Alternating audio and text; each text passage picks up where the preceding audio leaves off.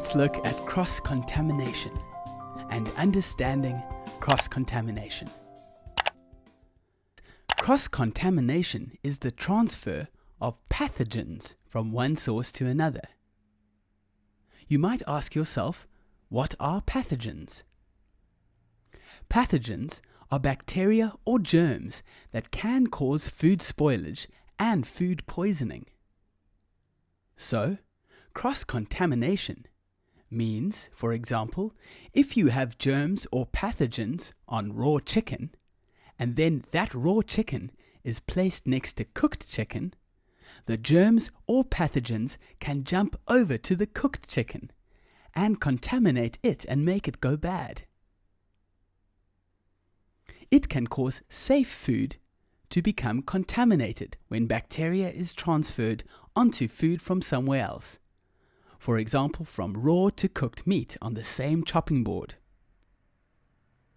We'll be looking at how cross-contamination occurs, as well as the causes of cross-contamination. By understanding what it is, you will be able to stop cross-contamination from occurring in your kitchen. The first rule of cross-contamination is to assume that every single source is already contaminated, so that you always follow the necessary procedure to avoid transferring that contamination to another source.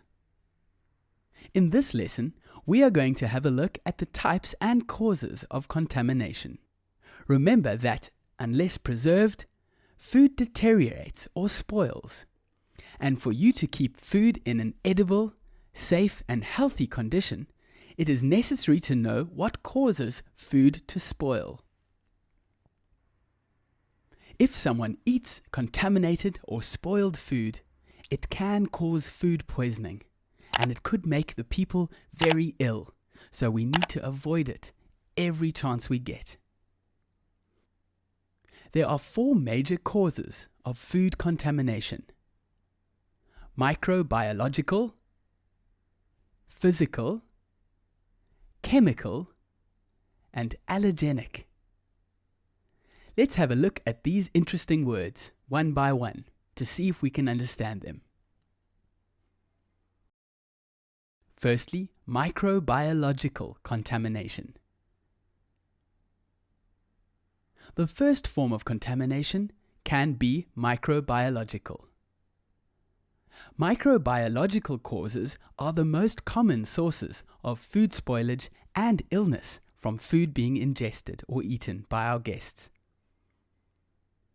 This food spoilage is caused by molds, by yeasts, bacteria, toxins, and viruses, which can cause the food to decompose, to go off, or to go sour.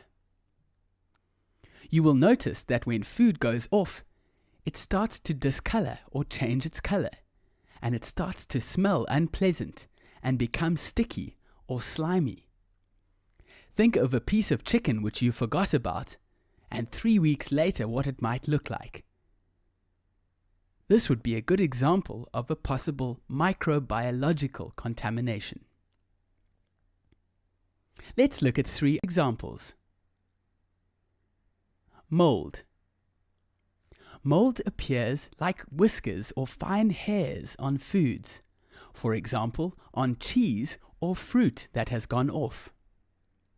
In order to grow, mold requires warmth, it requires moisture, and it requires air. We know that molds are killed by heat and by direct sunlight. Then we have yeasts. Yeasts are single-cell organisms. They are larger than bacteria that grow on foods that contain moisture and sugar. Not all yeast is harmful.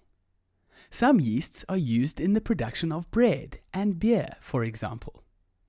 Foods containing a small percentage of sugar and a large amount of liquid, such as fruit juices and syrups, often ferment because of the yeasts. We'll know that if we leave a glass of orange juice for too long, it starts to change in texture and flavor and often color, This is the yeast interacting with the orange juice. Yeasts are destroyed by heating them. Finally, we have bacteria. Bacteria is a microscopic organism, a really tiny organism, and it is often referred to simply as germs. But bacteria can be good and bad. They are found everywhere, on the inside and outside of humans, on and inside food, and inside animals. We even find bacteria in water, in soil, and everywhere in the oxygen and the air that we breathe. Most bacteria are harmless and are very important because they help us to break down decaying matter, and they are also used in the production of some foods, such as yogurt and cheese. There are, however, a few bacteria that are known as spoilage bacteria, or pathogens.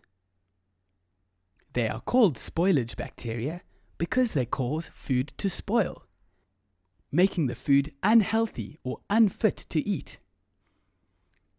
These pathogens can make you very ill, very sick, if they get into food. It is impossible to operate a kitchen or a business, a lodge or a hotel that has anything to do with food without food poisoning bacteria being present in the kitchen at some point or another. Because of this, it is so important that you follow the correct procedure to prevent the pathogens from contaminating the food you are working with, as this will allow the bacteria to multiply and get more and more to a level that they can cause guests to be ill because they have eaten food that you have not looked after properly. Now that we understand microbiological contamination, let's look at physical contamination.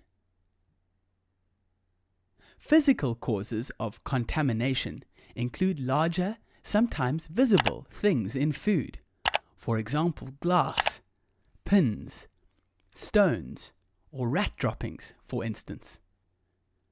This type of contamination is very dangerous because it can hurt someone, both physically, for example, if a guest swallows a piece of glass, or on a microbiological level, such as the bacteria on the rat droppings contaminating the food that the rat droppings have fallen into.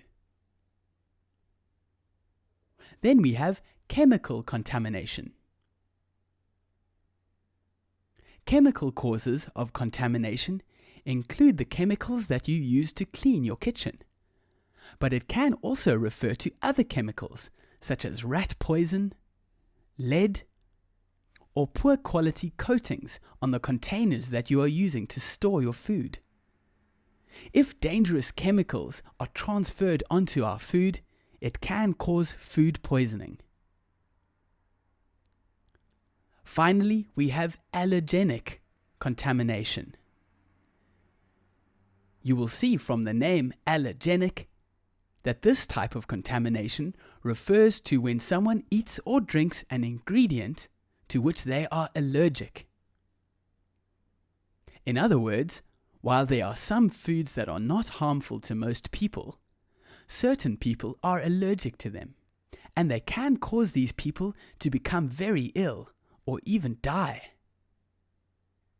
These types of food are called allergens. Luckily, we have a long list of common allergens that we know we have to take extra special care of to avoid cross-contamination. Some common allergens include nuts, dairy, and seafood.